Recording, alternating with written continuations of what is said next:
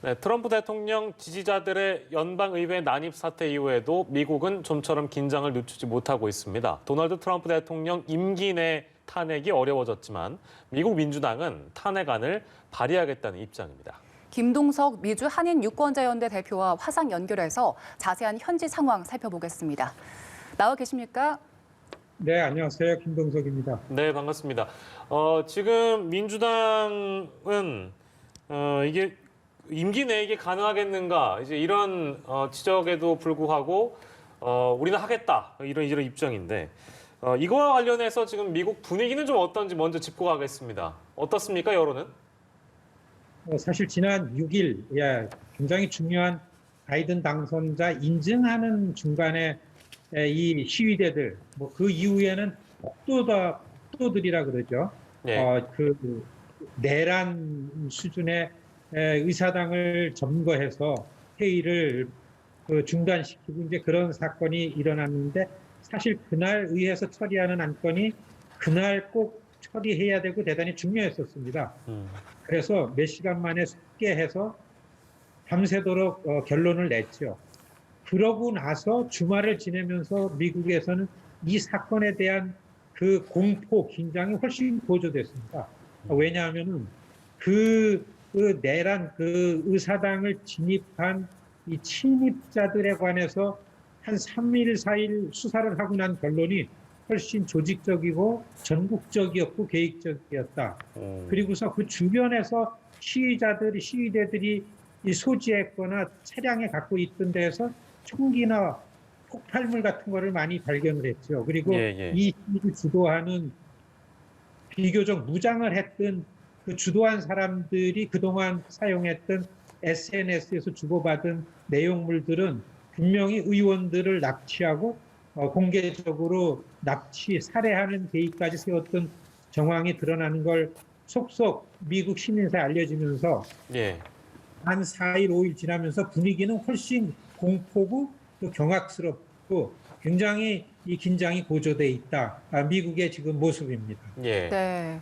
그런데 지금 트럼프 대통령 임기가 10일도 남지 않은 상황인데 이러한 상황에서는 시간적 제약이 상당하기 때문에 탄핵이 좀 어려울 것이라는 전망도 많더라고요. 어떻게 보십니까? 탄핵 가능하겠습니까? 이런 분위기 속에서 민주당 쪽에서는 할 수 있는 한 가장 강경한 입장, 그런 조치를 취하지 않으면 안 되는 상황이죠. 그리고 지난 금요일과 토요일 민주당 지도부하고 바이든 인수위하고서 이틀 동안 회의를 했는데 일단 바이든이 이 코로나 상황이라는 부분을 관리하고 취임해서 가는 거를 위해서 이러한 상황으로 탄핵으로 가는 게 도움이 되냐 안 되냐 논의가 많았었습니다. 결론은 낸시 의장이 원래는 이번 주가 의회가 휴회인데 각 지역에 나가 있는 의원들이 이번 주에 월요일 일찍 복귀할 것을 지시했습니다. 그리고 운영위가 탄핵안을 검토할 것을 또 지시를 했고, 그리고 24시간 내에 마이크 펜스 부통령이 수정헌법 25조를 통해서 트럼프 대통령의 권한을 정지시키고 해임을 시켜라 하지 않으면 민주당 쪽에서는 하원에서는 바로 탄핵을 추진할 거다라는 입장을 강경하게 내놨습니다.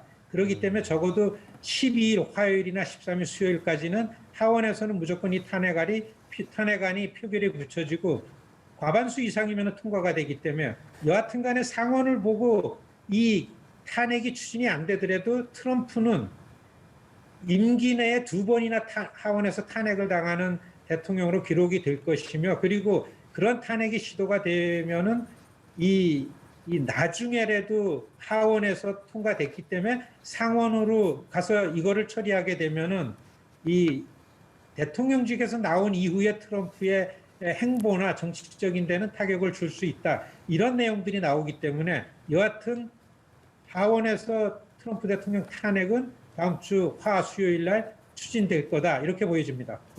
실현 가능한 움직임을 실제 미국 민주당이 보여주고 있다라는 말씀이신데 그 목적은 뭐 여러 가지를 지금 설명을 해주셨어요. 뭐 이제 퇴임 후에 예를 들면 정치 활동까지 압박을 할 목적으로 지금 이런 움직임도 보이고 있다라고 말씀을 주셨는데 뭐 물론 역사적 오점을 남기기 트럼프 개인에게 역사적 오점을 남기기 위해서 이것도 가능한 움직임으로 보이는데 가장 큰 목적이라고 하면 역시 말미에 주셨던 퇴임 후를 노렸다고 봐도 무방하겠습니까? 어떻습니까? 전문가들은 그 이전에 이런 얘기들을 많이 합니다. 지금 이번 의사당 난동 사태를 보는 거는 조직적으로 내란을 선동시킨 트럼프 대통령 책임이 있다. 1분 1초에 매우 위험하다. 공포스럽다. 현직 대통령이. 예. 당장의 권한을 중지시켜야 된다라고 논평하는 전문가들 얘기가 많습니다. 낸시 펠로시라든지 찰스 슈머 민주당 지도부가 바로 이런 거에 대한 우려가 큰 거죠. 그래서 낸시 의장이나 찰스 슈머는 이 군부하고 특히 국방부 장관이나 그 합참의장하고 대통령이 절대 핵 권한을 사용할 수 없도록 그리고 군인에 대한 지휘권을 사용할 수 없도록 조치를 취해야만 된다. 이런 것들을 구체적으로 논의하는 걸 봐서는 트럼프 대통령이 이후의 정치적인 행보에 관한 부분 때문에 탄핵이라는 것보다는 일단의 대통령이 위험하다. 미국의 대통령으로서 수행하기엔 굉장히 위험하기 때문에 이 임무를 정지시키기 위해서는 뭐든지 해야 되겠다. 이런 상황이기 때문에 아마 탄핵이라는 카드도 추진하는 거다. 이렇게 보여집니다. 네. 네, 민주당의 분위기는 그렇고요. 민주당뿐만 아니라 공화당에서도 트럼프 하야 요구가 나온 상황입니다. 지금 측근들 역시도 내란 선동이다, 이건 탄핵감이다, 이런 의견을 내고 있는 걸로 알려졌는데요. 자, 트럼프 측의 입장이 궁금합니다. 지금 스스로 하야할 가능성 어떻게 보십니까? 전혀 스스로 하야할 가능성 없다고 보여지고요. 사실 그런 게 더 큰 문제인데 지금 한 3일 동안 미국 시민사회 특히 뉴스 채널에 나오는 이거에 관련한 어떤 이 학자들이나 오피니언 리더들의 걱정은 트럼프 한 사람 그리고 이 바이든이 무난히 임기에 취임을 해서 국정을 운영해 나가면 이렇게 해서 이 문제가 치유될 거라고 생각들을 잘 안 하고 있습니다. 1850년대 했던 남북전쟁 같은 구체적으로 미국 시민사회 또 다른 미국을 다시 건국해야 되는 시기가 된 거 아니냐. 저 7,500만 명, 트럼프를 지지했던 7,500만 명을 정리해서 보면은 이건 인종전쟁이다. 백인 우월주의자들이 곳곳에서 조직을 만들어서 연대해가지고 트럼프를 중심으로 워싱턴 중심부, 권력 중심으로 온 거죠. 트럼프 대통령은 지난해 연초부터 만일의 선거에 진다 하더라도 계속해서 권력을 갖고 갈 계획을 세웠다. 그 계획 중에서 졌을 때에 이 1월 6일이라는 것을 겨냥한 옵션이 벌써 있었다. 이런 얘기들이 나오는 걸 봐가지고서는 훨씬 더 크고 심각한 문제다. 이렇게 보여집니다. 예. 알겠습니다. 처음에 설명해 주실 때 이제 폭도들, 의회 난입을 한 사람들이 실제 위험한 무기들을 소지하고 막 이런 것들이 드러났다고 하는데 이런 어떤 위험한 사태가 바이든 취임식이 열리는 1월 20일에도 혹시 가능하지 않을까 이제 이런 우려들이 나오고 있는 상황이라면서요? 이번 시위대들 가운데서 주고받은 내용들이 지금 공개되는 거 보면은 두 번에 걸쳐서 취임 전에 커다란 시위가 계획되어 있습니다. 17일, 일요일인 17일 전국적인 각 지역에서는 그 주의 주의사당과 주의회를 공격해라. 네. 그리고 그 17일 날서부터 20일을 겨냥해서 워싱턴 DC에 다시 집결을 하자라는 게 하나 계획되어 있고 또 한 가지는 100만의 군사 수준의 그 무장된 100만 명이 다시 20일 취임식 날 워싱턴에 모인다라는 게 이미 이 시위대들 간에 주고받는 이 SNS보다 퍼졌기 때문에 지금 워싱턴은 바이든 취임식을 무난하고 안전하게 추진하기 위해서는 굉장히 큰 그 비상 조치가 발동이 되고 아주 철저하게 준비가 돼야만 된다라는 여론이 조성되고 있습니다. 네, 지금 그런 상황이라고 한다면 트럼프 탄핵 여부와는 상관없이 이번 세력들이 계속해서 공격을 할 가능성도 있을 걸로 보이는데요. 말씀하셨다시피 이 세력들이 상당히 조직적이고 계획적으로 움직였기 때문에 앞으로 또 제2의 트럼프를 만들지 않을까 이런 해석들도 나오고 있는데요. 여기에 대한 여론 어떻습니까?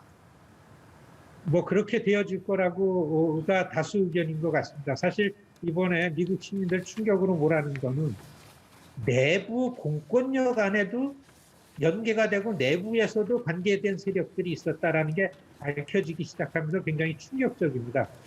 의사당 경찰들 지도부에서도 이 어느 한 폭도는 뉴욕타임즈 인터뷰에서 내가 들어가서 찰스 슈머 민주당 상원 의장실을 찾으니까 금방 끝까지 안내를 해주더라. 그래서 쉽게 거기 가서 내가 그 사무실을 점거했다. 이런 인터뷰 기사가 나왔습니다. 예. 굉장히 심각한 문제죠. 이런 걸 봐가지고서는 트럼프가 제거된다 그래가지고 이게 그칠 것이 아니고 앞으로 미국 사회 과연 바이든 정부 들어와서 어떻게 이런 문제들을 봉합해서 이 나라를 이끌어 나갈지 굉장히 우려가 높아지고 있습니다. 네, 그 인터뷰 대목만 봐도 뭐 이제 갈등과 분열이라는 대목을 여전히 뭐 여실히 보여주고 있다고 해도 과언은 아닐 텐데 이게 보통 미국 대통령을 취임식이라는 게 뭐 분위기도 그렇고 어떤 목적이라는 게 하나의 미국을 보여주기 위한 어떤 그림일 텐데 상황이 이렇다 보니까 취임식 뭐 이후에도 과연 바이든 행정부가 어떤 그 동력을 가지고 일을 할 수 있을 것인가 이제 이런 우려들이 많은 것 같습니다. 어떻게 전망하세요? 그렇습니다. 사실 그런 우려가 커지는 게 과연 의사당 점거 사태라는 이런 사건을 놓고서 그날서부터 한 2, 3일은 전문가들이 공화당 안에서 공화당 지도부들이 공화당에서 선출직 의원들이 트럼프와 거리두기, 특히 트럼프를 해임하거나 탄핵해야 된다 성명이 공화당에서 나와야만 공화당이 그래도 건재할 수 있었는데 그런 기대를 하고 발언들이 있었는데요. 주말 지나면서 전혀 그런 움직임이 없었습니다.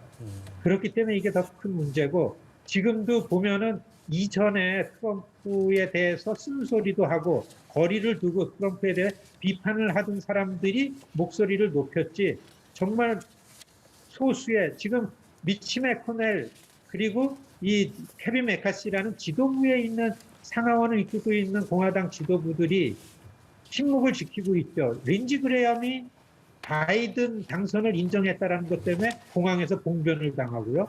그다음에 민 롬니가 비행기를 타고 오다가 비행기 안에 있는 트럼프 지지자들로부터 굉장히 그 테러 위협을 당하고 이런 상황이 가기 때문에 여하튼간에 지금 상황은 미국은 정확하게 두 개 나라로 갈라져 있는 그런 상황이다. 그렇게 보여진다. 굉장히 큰 우려를 낳고 있는 상황입니다. 예, 안타깝네요. 오늘 말씀 여기까지 듣도록 하겠습니다. 고맙습니다. 네, 고맙습니다. 네, 지금까지 김동석 미주 한인 유권자연대 대표를 연결해서 들어봤습니다.